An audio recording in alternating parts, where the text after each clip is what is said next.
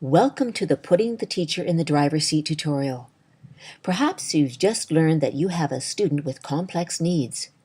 You might be wondering, what is my role as the classroom teacher for a student who is on a completely modified program? Let's take a look at 5 key areas where you can really make a difference.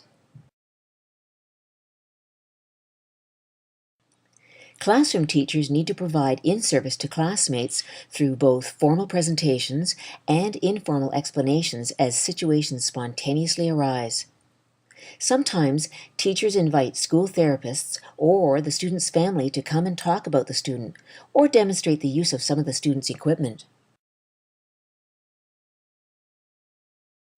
As classroom teachers, we need to teach classmates how to interact meaningfully one-to-one with our student on his or her skills.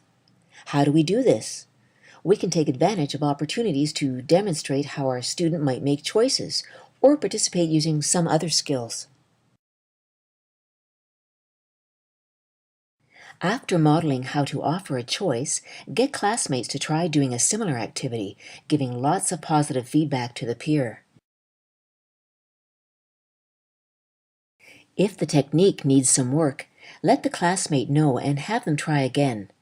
One-to-one interactions are the best way for classmates to connect and for our student to practice his or her skills.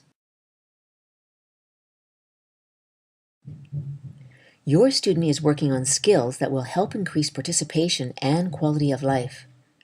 Do your student's classmates know what skills your student is actually working on? If not, how will they know how to interact in a meaningful way with your student? Do they know how your nonverbal student can greet them when they say hi? Greetings are so important. Another important role for the classroom teacher is to provide opportunities for your student to participate with the class. This can occur in a variety of ways.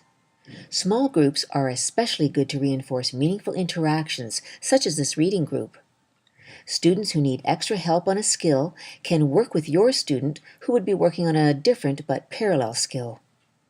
Gifted students can also work on extended learning activities with your student. Small group work helps to build meaningful connections. Classroom teachers can also help facilitate one-to-one interactions between classmates. In this photo, the classroom teacher has set up a pencil sharpening station where classmates can come during a designated time of the day and ask the student to use her switch and power link to run the electric pencil sharpener. This student loves to help her classmates in her own way. It can also help to build her self-esteem. With a little creative thinking, classroom teachers can also arrange for students to participate by offering a service to the entire class. The teacher in this situation has arranged for the teaching assistant to assist the student, off to the side, to use her switch to run a spinner with numbers on it to play a math bingo game. Classroom teachers need to proactively provide opportunities for peer interactions. These interactions may need to be scheduled into the activity for the teaching assistant. Over time, they may begin to occur more naturally. Peers are often one of the most powerful motivators for our students. This student loves line dancing, so her teacher has created a communication board on her voice output where she can practice answering questions to develop conversation skills within a motivating topic. Students with severe multiple disabilities often use a lot of energy to work on their skills. So the activities they are working on need to be highly motivating. As classroom teachers, we need to be motivator detectives for our students. If your student enjoys music, what kinds of music are preferred? If it is primary children's songs and your student is older, what kinds of rhythms does your student seem to be attracted to?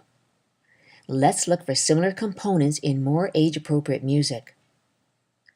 What are your students' motivators? If you don't know, find out. One of the most powerful things that classroom teachers can do is to model interactions with your student for the rest of the class. Program a message on your student's voice output and show classmates how to do this. Come and greet your student at eye level when they enter the room and wait for the response and acknowledge it. Give your student a job in a game in the gym.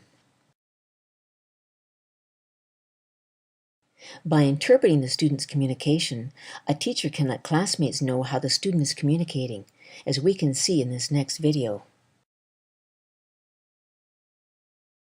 You've been shaking your legs, you've been wrinkling your brow, you haven't looked very comfortable.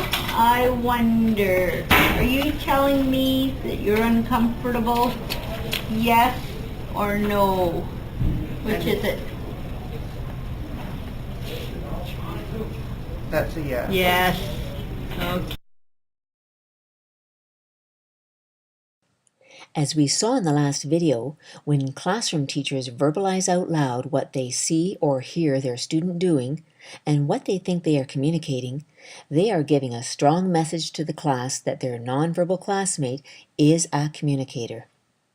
Check out the personal dictionary for your student if nonverbal, so that you will learn how to reinforce your student's nonverbal communication. One of the most important roles of the classroom teacher is to routinely meet and plan for your student's participation in the classroom.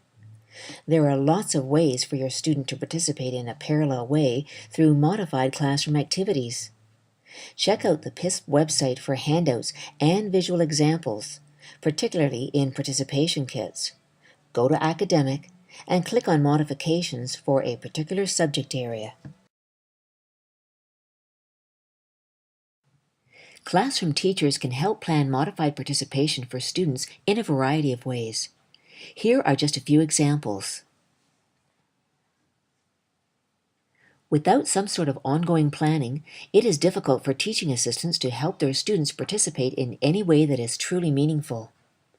Our students need to be working on their IEP skills in each and every activity. Planning ahead of time helps us accomplish this. Students can also practice their skills within functional jobs both in the classroom and school at large. Classroom teachers need to help schedule routine jobs for the student to work on skills. Sometimes it is helpful to do an environmental scan in the classroom and school. What kinds of activities occur every day or week? How could our student help to do this job? What skills would the student be working on in this job? When creating a schedule for our student, we need to make sure we include the skills to be worked on in each activity. As students move into intermediate grades, where there is often more seat work and direct instruction, it may be helpful to build in participation and learning that occurs in activities outside of the classroom as well as those within.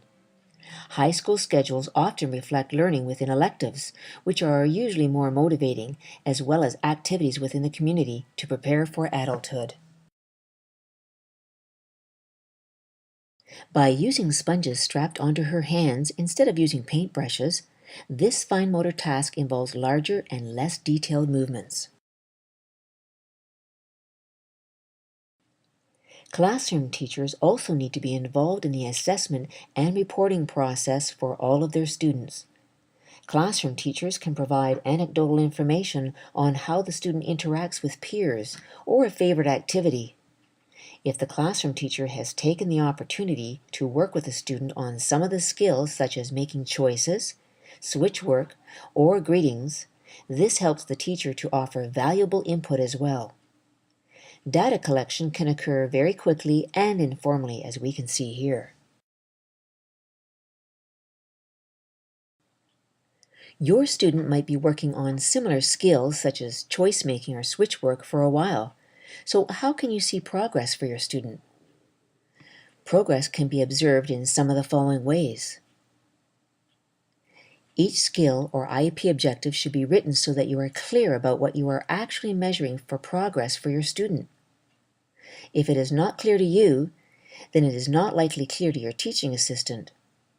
In this case, you should discuss this with your team until you are really clear about what your student is learning in your classroom.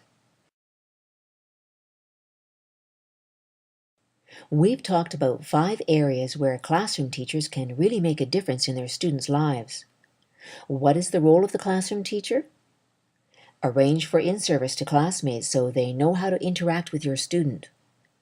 Provide opportunities for interactions for your student with the class, one-to-one, small groups, or with the class at large. Model interactions with your student, offering choices, interpreting communication. Meet with your teaching assistant to plan modifications for upcoming themes and activities. Help provide feedback around progress and remind your teaching assistant to take periodic data, as you do with the rest of your class. Remember, you have an entire team behind you to provide assistance, but you are a key player in your students' success. For more information on the strategies shared in this video, go to www.pisp.ca.